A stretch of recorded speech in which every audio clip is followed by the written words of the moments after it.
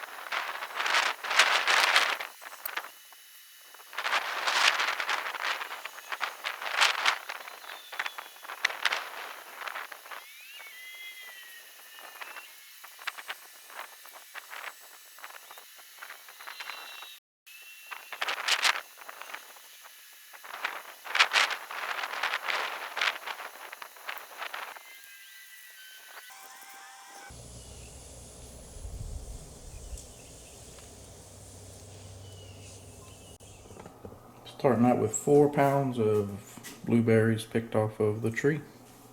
Bushes.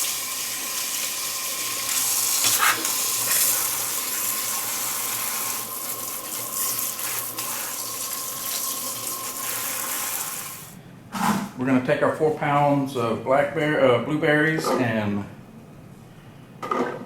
process them a little bit. Not a lot. We just want to make them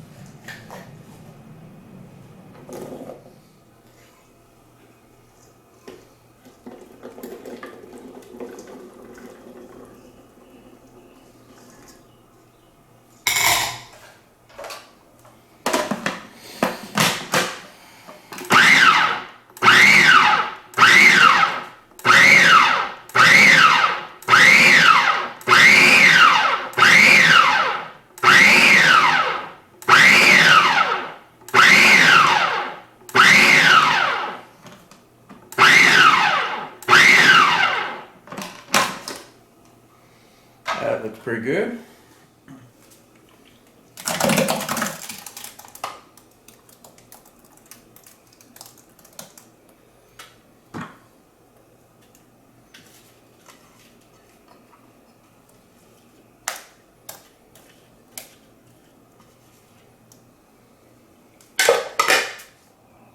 We're making 2 gallons of wine, so we're gonna add about 1 3/4 gallons of water to it.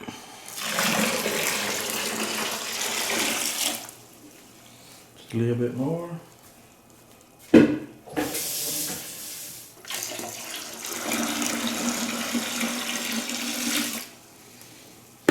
Okay, we're gonna tie off our bag.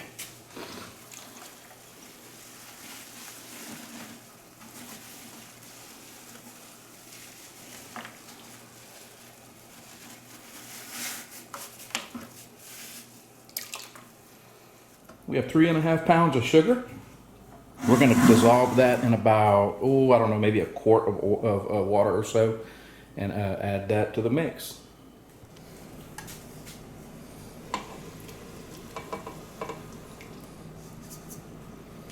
Gonna slowly dissolve our sugar. And we're going to add our dissolved sugar, was it 3.5 pounds, to our primary.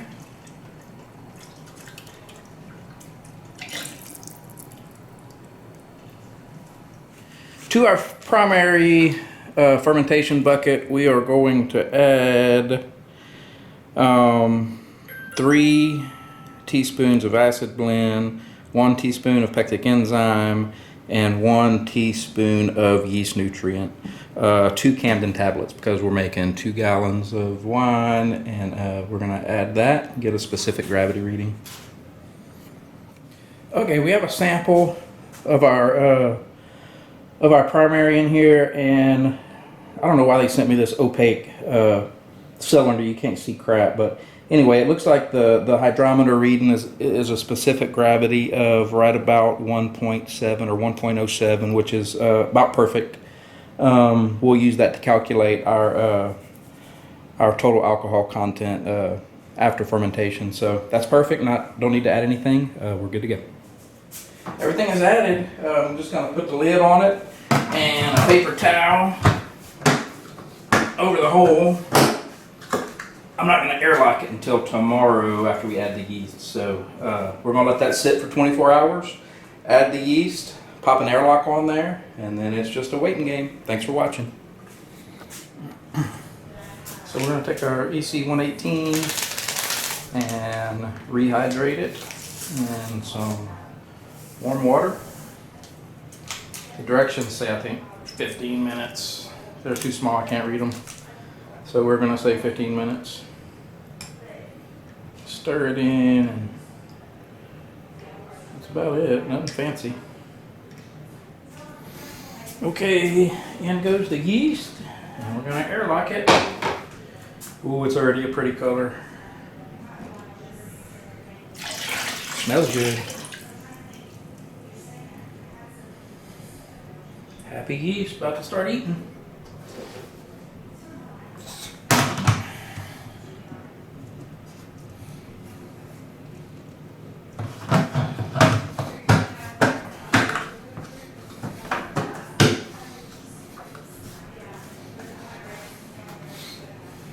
Alright, it ought to start bubbling here in the next day or so, and we'll pull the lid off and stir it. That's it. For about 24 hours. Alright, we're done with our fermentation. We done stopped bubbling. It's been about 3 weeks. And boy, it smells good. Hope you can see that. Oh, it smells really good.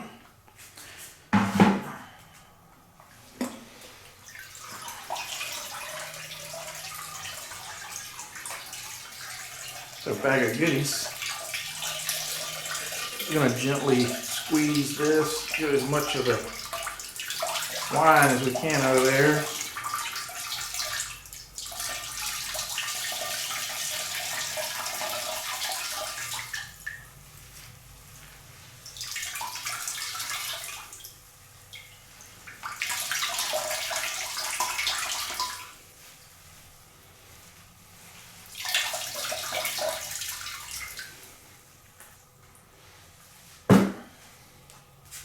Go wash our hands real quick. All right, we're gonna do a quick specific gravity reading with our hydrometer. I know it's kind of hard to see, but it's reading about 0.995. So maybe 0.996, but it looks like about 0.995. So we'll do our calculations to see what kind of alcohol volume we're gonna have. I'll show you how to do that real quick. So to determine our alcohol content, we're going to take our starting specific gravity of, it was 1.1.07. We subtract our ending specific gravity, which was 0.995, and we multiply that by a constant of 129, and our ending alcohol alcohol by volume is 9.675%, which is right about where we want it to be for wine. A little weak. I usually like to get it up pretty high, but you know, wine lovers like the taste, not so much the buzz. So we're going to go with that. It's all good. All right, so we're going to start racking this into our containers. Everything is sterilized. We should have right at about 2 gallons, maybe a little bit more.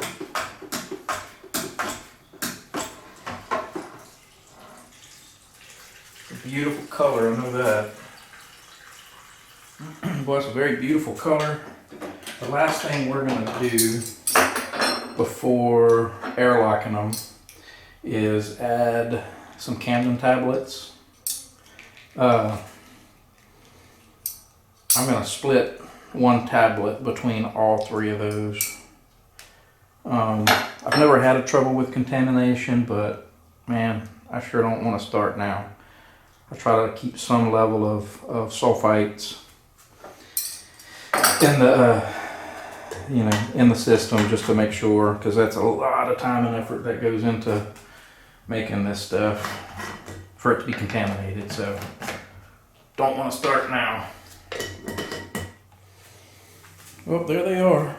Smells good, beautiful color. Now we're going to let the particles settle for about a month, and then we'll rack them off and let it sit for another month. So anyway, this is just the next step of the process.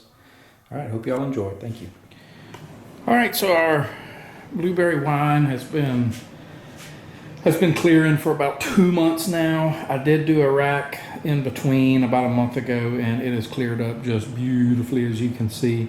So we're gonna go ahead and bottle it today, and we're gonna first rack everything into that carboy so we can bottle from there.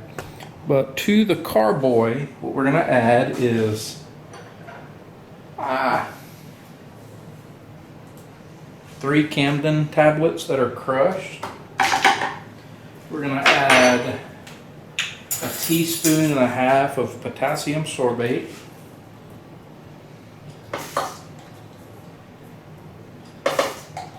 That is 1.5 teaspoons of potassium sorbate. We're gonna add, this is 3 gallons of wine. I'm gonna add 34 ounces of red grape. 34 ounces of red grape concentrate, because I just really like the way that it comes out. I've used this before.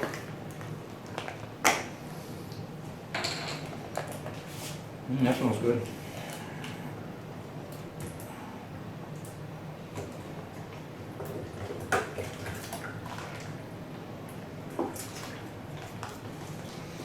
All right.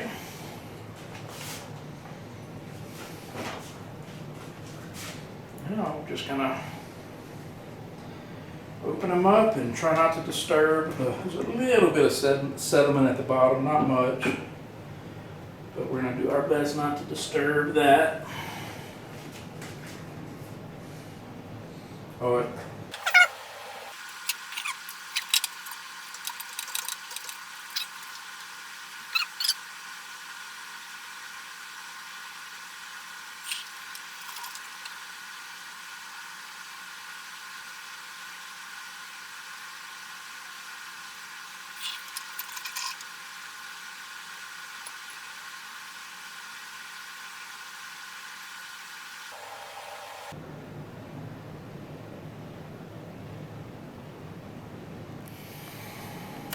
There's our 3 gallons. It looks pretty. It smells pretty.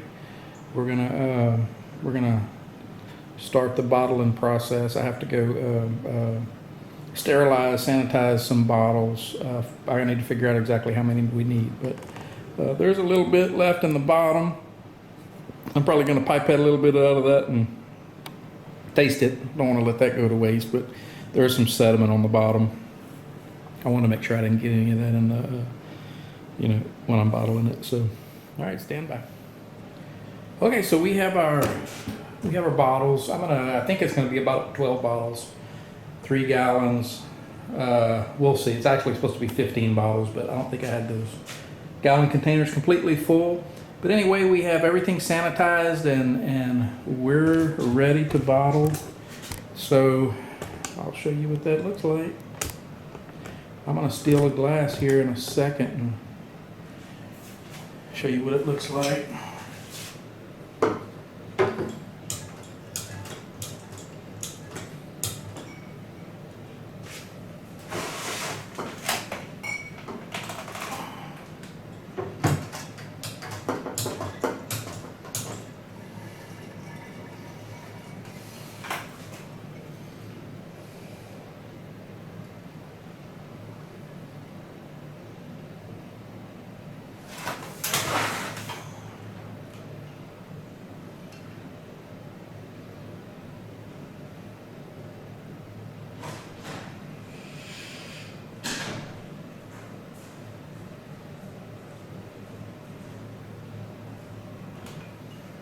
There's our first bottle. We're gonna put a little bit in this glass here.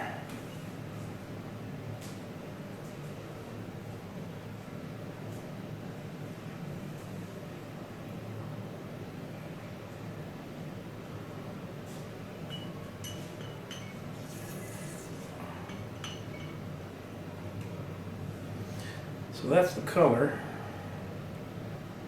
That's what it's supposed to look like. Ooh, it's really good.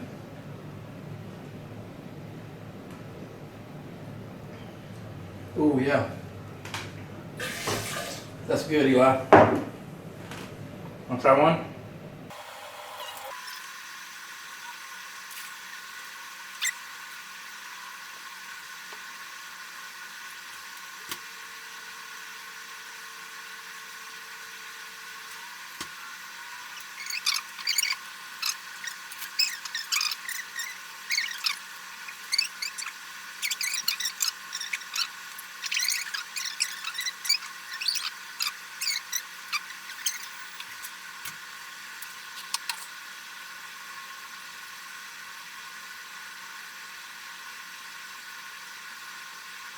All right, 12 bottles of wine. Now we're gonna do a little cork them up. Oh, I have about the cheapest corking machine on the planet. You basically just stick your cork in there, push down the handles. Well, that's a bad idea.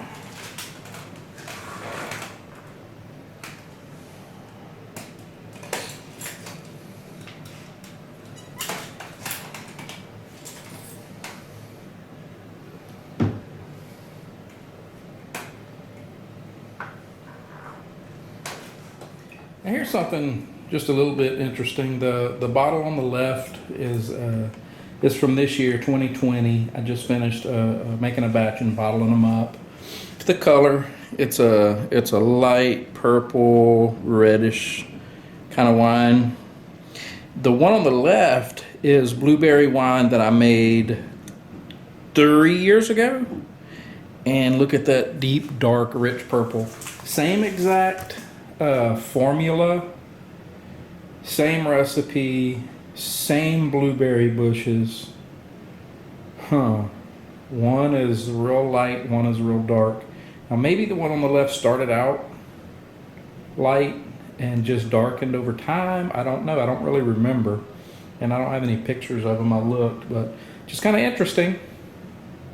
I don't know. I'm a little bit perplexed, but I haven't labeled these yet. I need to get some labels printed. But across the top there is our 12 bottles of 2020 blueberry wine. We'll probably crack one open around Christmas time when they've aged a little bit and give them a shot. But I hope y'all enjoyed and learned a little something. We love our winemaking. Y'all have a good day.